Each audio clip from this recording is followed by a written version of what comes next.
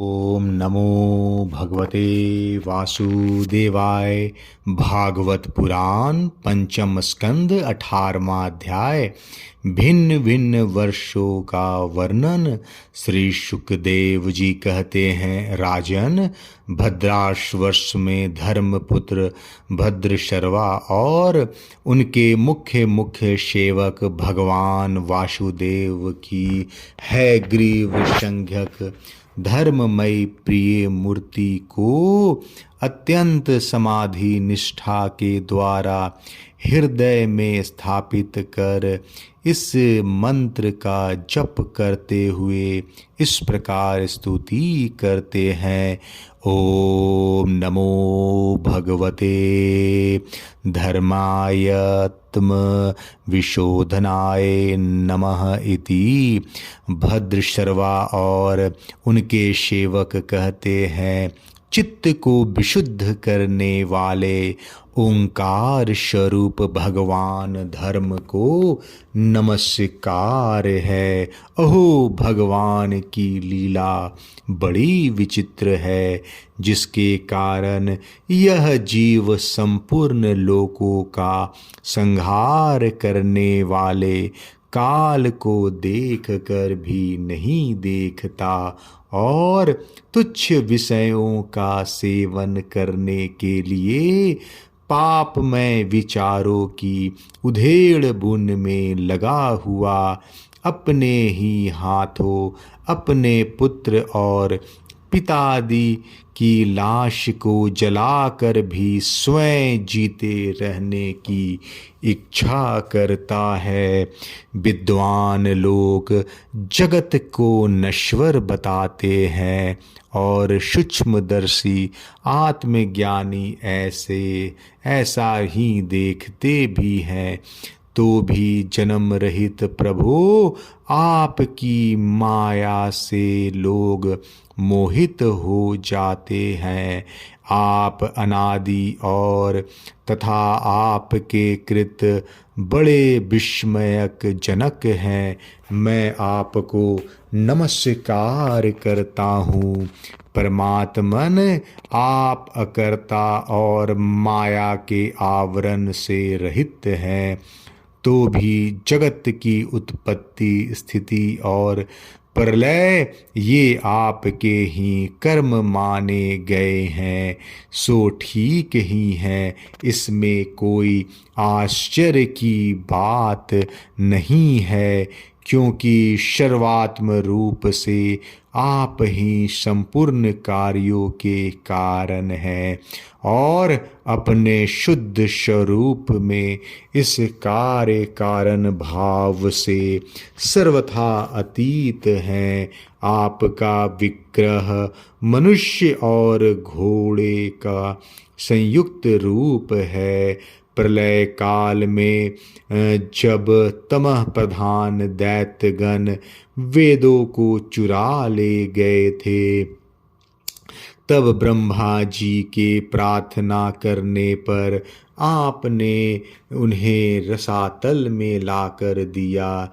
ऐसे अमोघ लीला करने वाले सत्य संकल्प आपको मैं नमस्कार करता हूँ। हरिवर्ष खंड में भगवान नृसिंह रूप में रहते हैं। उन्होंने यह रूप जिस कारण से धारण किया था, उसका आगे सप्तम स्कंध में वर्णन किया जाएगा। भगवान के उस प्रिय रूप की महाभागवत प्रहलाद जी उस वर्ष के अन्य पुरुषों के सहित निष्काम एवं अनन्य भक्ति भाव से उपासना करते हैं। ये प्रहलाद जी महापुरुषोचित गुणों से संपन्न हैं तथा इन्होंने अपने शील और आचरण से दैत्य और दानव के कुल को पवित्र कर दिया। वे इस मंत्र तथा स्तोत्र का जप पाठ करते हैं। ओंकार स्वरूप भगवान श्री नरसिंह देव को नमस्कार है। आप अग्नि और तेजों के भी तेज हैं, आपको नमस्कार है। हे वज्रनख, हे वज्रदेष्ट, आप हमारे समीप प्रकट होइए। हमारी कर्म वासनाओं को जला डालिए। हमारे अज्ञान रूप अंधकार को नष्ट कीजिए। ओम स्वाहा। हमारे अंतःकरण में अभय दान देते हुए प्रकाशित होइए। ओम क्षौम नाथ, विश्व का कल्याण हो, दुष्टों की बुद्धि शुद्ध हो, सब प्राणियों में परस्पर सद्भावना हो, सभी एक दूसरे का हित चिंतन करे, हमारा मन शुभ मार्ग में प्रवृत्त हो और हम सबकी बुद्धि निष्काम भाव से भगवान श्री हरि में प्रवेश करे। प्रभु, घर, स्त्री, पुत्र, धन और भाई बंधुओं में हमारी आसक्ति ना हो। यदि हो तो केवल भगवान के प्रेमी भक्तों में हो।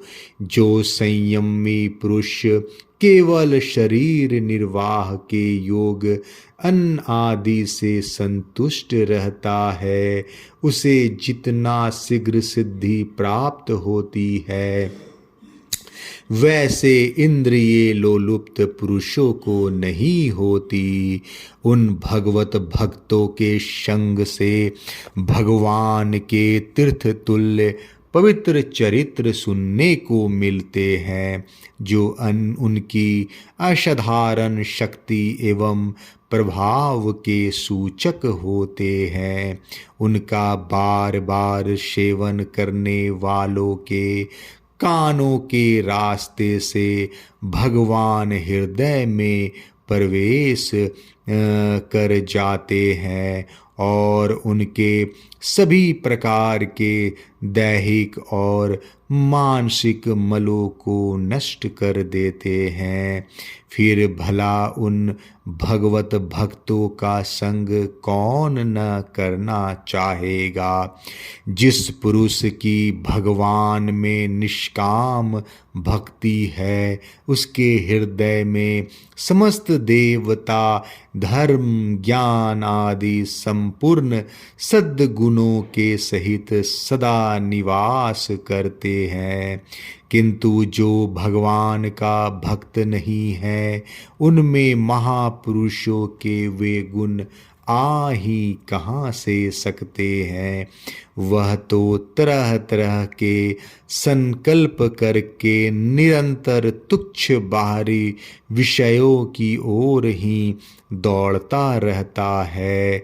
जैसे मछलियों को जल अत्यंत प्रिय उनके जीवन का आधार होता है, उसी प्रकार साक्षात श्री हरि ही समस्त देहधारियों के प्रियतम आत्मा है। उन्हें त्याग कर यदि कोई महत्वाभिमानी पुरुष घर में आसक्त रहता है, तो उस दशा में स्त्री पुरुषों का बड़प्पन केवल आयु को लेकर ही माना जाता है, गुण की दृष्टि से नहीं। अतः असुरगण, तुम तृष्णा, राग, विषाद, क्रोध, अभिमान, इच्छा, भय, दीनता और मानसिक संताप के मूल तथा जन्म मरण रूप संसार चक्र का वहन करने वाले गृह आदि को त्याग कर भगवान नृसिंह के निर्भय चरण कमलों का आश्रय लो। केतुमाल वर्ष में लक्ष्मी जी का तथा संवत्सर नाम के प्रजापति के पुत्र और पुत्रियों का प्रिय करने के लिए भगवान कामदेव रूप से निवास करते हैं। उन रात्रि की अभिमानी देवता रूप कन्याओं और दिव्य शाभिमानी देवता रूप पुत्रों की संख्या मनुष्य की 100 वर्ष की आयु के दिन और रात के बराबर अर्थात 36 हजार वर्ष, और वे ही उस वर्ष के अधिपति हैं। वे कन्याएं परम पुरुष श्री नारायण के श्रेष्ठ अस्त्र सुदर्शन चक्र के तेज से डर जाती हैं, इसलिए प्रत्येक वर्ष के अंत में उनके गर्भ नष्ट होकर गिर जाते हैं। भगवान अपने सुललित गति विलास से सुशोभित मधुर मधुर मंद मुस्कान से मनोहर लीलापूर्ण चारु चितवन से कुछ उझल के हुए सुंदर भूमंडल की छबीली छटा के द्वारा बंदनारविंद का राशि राशि सौंदर्य उड़ेल कर सौंदर्य देवी श्री लक्ष्मी को अत्यंत आनंदित कर दे और स्वयं भी आनंदित होते रहते हैं। श्री लक्ष्मी जी परम समाधि योग के द्वारा भगवान के उस मायामय स्वरूप की रात्रि के समय प्रजापति संवत्सर की कन्याओं सहित और दिन में उनके पतियों के सहित आराधना और वे इस मंत्र का जप करती हुई भगवान की स्तुति करती है, जो इंद्रियों के नियंता और संपूर्ण श्रेष्ठ वस्तुओं के आकार हैं। क्रिया शक्ति, ज्ञान शक्ति और संकल्प, अध्यवसाय आदि चित्त के धर्मों तथा उनके विषयों के अधीश्वर हैं। 11 इंद्रियां और 5 विषय इन 16 कलाओं से युक्त हैं, विदोक्त कर्मों से प्राप्त होते हैं तथा अन्नमय, अमृतमय और स्वर्णमय है।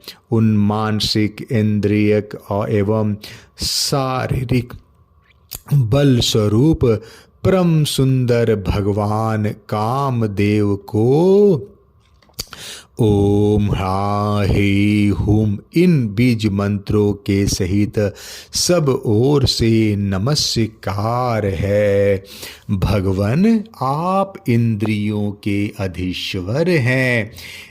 स्त्रियां तरह तरह के कठोर व्रतों से आपकी ही आराधना करके अन्य लौकिक पतियों की इच्छा किया करती हैं, किंतु वे उनके प्रिय पुत्र, धन और आयु की रक्षा नहीं कर सकते, क्योंकि वे स्वयं ही परतंत्र हैं। सच्चा पति, रक्षा करने वाला या ईश्वर वही है जो स्वयं सर्वथा निर्भय हो और दूसरे भयभीत लोगों को सब प्रकार से रक्षा कर सके। ऐसे पति एकमात्र आप ही हैं। यदि एक से अधिक ईश्वर माने जाएं तो उन्हें एक दूसरे से भय होने की संभावना है। अतः आप अपनी प्राप्ति से बढ़कर और किसी लाभ को नहीं मानते। भगवान, जो स्त्री आपके चरण कमलों का पूजन ही चाहती है और किसी वस्तु की इच्छा नहीं करती, उनकी सभी कामनाएं पूर्ण हो जाती है। किंतु जो किसी एक कामना को लेकर आपकी उपासना करती है, उसे आप केवल वही वस्तु देते हैं, और सब भोग समाप्त होने पर वह नष्ट हो जाती है, तो उसके लिए उन्हें संतप्त होना पड़ता है। अजीत, मुझे पाने के लिए इंद्रिय सुख की अभिलाषी ब्रह्मा और रुद्र आदि समस्त सुरासुर गण घोर तपस्या करते हैं, किंतु आपके चरण कमलों का आश्रय लेने वाले भक्त के सिवा मुझे कोई पा नहीं सकता, क्योंकि मेरा मन तो आप में ही लगा रहता है। अच्युत, आप अपने जिस वंदनीय कर कमल को भक्तों के मस्तक पर रखते हैं, उसे मेरे सिर पर भी रखिए। वरेण्य, आप मुझे केवल श्री लांछन रूप से अपने वक्षस्थल में ही धारण करते हैं, सो आप सर्वशर्मर्थ हैं। आप अपनी माया से जो लीलाएं करते हैं, उनका रहस्य कौन जान सकता है। रम्यक वर्ष में भगवान ने वहाँ के अधिपति मनु को पूर्व काल में अपना परम प्रिय मत्स्य रूप दिखाया था। मनु जी इस समय भी भगवान के उसी रूप को बड़े भक्ति भाव से उपासना करते हैं और इस मंत्र का जप करते हुए स्तुति करते हैं। सत्व प्रधान मुख्य प्राण, सूत्रात्मा तथा मनोबल, इंद्रिय बल और शरीर बल, ओंकार पद के अर्थ सर्वश्रेष्ठ भगवान महामत्स्य को बार बार नमस्कार है। प्रभु, नट जिस प्रकार कठपुतलियों को नचाता है, उसी प्रकार आप ब्राह्मण आदि नामों की डोरी से संपूर्ण विश्व को अपने अधीन करके नचा रहे हैं। अतः आप ही सबके प्रेरक हैं। आपको ब्रह्मादि लोकपाल गण भी नहीं देख सकते, तथापि आप समस्त प्राणियों के भीतर प्राण रूप और बाहर वायु रूप से निरंतर संचार करते रहते हैं। वेद ही आपका महान शब्द है। एक बार इंद्रियाभिमानी देवताओं को प्राण स्वरूप आपसे डाह हुआ, तब आपके अलग हो जाने पर वे अलग अलग अथवा आप में मिलकर भी मनुष्य, पशु, स्थावर, जंगम आदि जितने शरीर दिखाई देते हैं, उनमें से किसी की बहुत यत्न करने पर भी रक्षा नहीं कर सके। अजन्मा प्रभु, आपने मेरे सहित समस्त औषध तथा लताओं की आश्रय रूपा इस पृथ्वी को लेकर बड़ी बड़ी उताल तरंगों से युक्त प्रलयकालीन समुद्र में बड़े उत्साह से विहार किया था। आप संसार के समस्त प्राण समुदाय के नियंता हैं। मेरा आपको नमस्कार है। हिरण्मय वर्ष में भगवान कच्छप रूप धारण करके रहते हैं। वहाँ के निवासियों के सहित पृथ्वीराज अयरमा भगवान की उस प्रियतम मूर्ति की उपासना करते हैं और इस मंत्र को निरंतर जपते हुए स्तुति करते हैं। जो संपूर्ण सत्व गुण से युक्त है, जल में विचरते रहने के कारण जिनके स्थान का कोई निश्चय नहीं है तथा जो काल की मर्यादा के बाहर हैं, उन ओंकार स्वरूप सर्वव्यापक सर्वाधार भगवान कच्छप को बार बार नमस्कार है। भगवान अनेक रूपों में प्रतीत होने वाला यह दृश्य प्रपंच यद्यपि मिथ्या ही निश्चय होता है, इसलिए इसकी वस्तुतः कोई संख्या नहीं है, तथापि यह माया से प्रकाशित होने वाला आपका ही रूप है। ऐसे अनिर्वचनीय रूप आपको मेरा नमस्कार है। एकमात्र आप ही जरायुज स्वदेज अंडज उद्विज जंगम स्थावर देवता ऋषि पितृगण भूत इंद्रिय स्वर्ग आकाश पृथ्वी पर्वत नदी समुद्र द्वीप ग्रह और तारा आदि विभिन्न नामों से प्रसिद्ध है। आप असंख्य नाम रूप और आकृतियों से युक्त हैं। कपिलादि विद्वानों ने जो आप में 24 तत्वों की संख्या निश्चित की है, वह जिस तत्व दृष्टि का उदय होने पर निवृत्त हो जाती है, वह भी वस्तुतः आपका ही स्वरूप है। ऐसे सांख्य सिद्धांत स्वरूप आपको मेरा नमस्कार है। उत्तर कुरु वर्ष में भगवान यज्ञ पुरुष वराह मूर्ति धारण करके विराजमान है।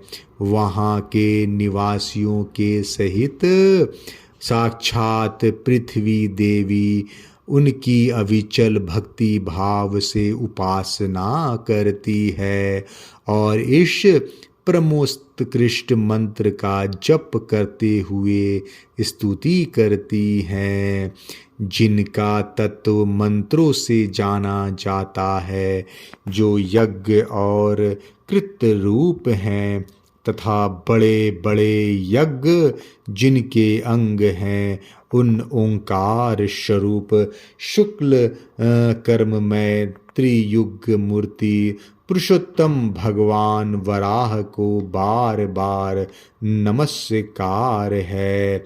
ऋत्विजगण जिस प्रकार अग्नि रूप काष्ठ खंडों में छिपी हुई अग्नि को मंथन द्वारा प्रकट करते हैं, उसी प्रकार कर्मा शक्ति एवं कर्म फल की कामना से छिपे हुए जिनके रूप को देखने की इच्छा से परम प्रवीण पंडित जन अपने विवेक युक्त मन रूप मंथन काष्ठ से शरीर एवं इंद्र आदि को बिलो डालते हैं।